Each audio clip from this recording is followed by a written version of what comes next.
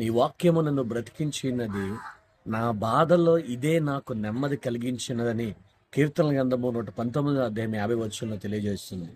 నీ వాక్యమే నన్ను బ్రతికించి ఉన్నది అని మనమంతా కూడా చాలాసార్లు సంబోధిస్తూ ఉంటాం.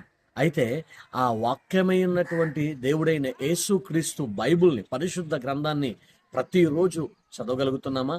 ఒకవేళ చదివితే దానిని ఎంతవరకు మనం అర్థం చేసుకున్నాం? ఆ వాక్యానుసారంగా ఎంతవరకు మనం జీవిస్తూ ఉన్నాం? నీ బాధలలో లేదా నా బాధలలో, మన బాధల్లో నెమ్మది కలుగజేయుచున్నది అని అంటే, ప్రతి బాధ నుంచి విడుదల చేసే బైబిల్ గ్రంథాన్ని నువ్వు ప్రతిరోజు పఠించకుండా, దేవుని వైపు నీ హృదయాన్ని మళ్లించుకోకుండా, కేవలం నోటి మాటతో నీ వాక్యం నన్ను బ్రతికిస్తూ ఉన్నది అని తెలియజేస్తున్నావా? ఒకవేళ అలా తెలియజేస్తే నీ జీవితంలో నువ్వే మోసపుచ్చుకున్నావని అర్థం. ఖచ్చితంగా నీ వాక్యము నన్ను బ్రతికించున్నది అని చెప్పే నీవు ప్రతిరోజు వాక్యాన్ని చదవాలి. ప్రతిరోజు వాక్యానుసారంగా జీవించడానికి నీ జీవితాన్ని కట్టుకోవాలి, నీ హృదయాన్ని కట్టుకోవాలి. అట్టి కృప దేవుడు నీకు, నాకు, మనందరికీ అనుగ్రహించునుగాక. ఆమేన్.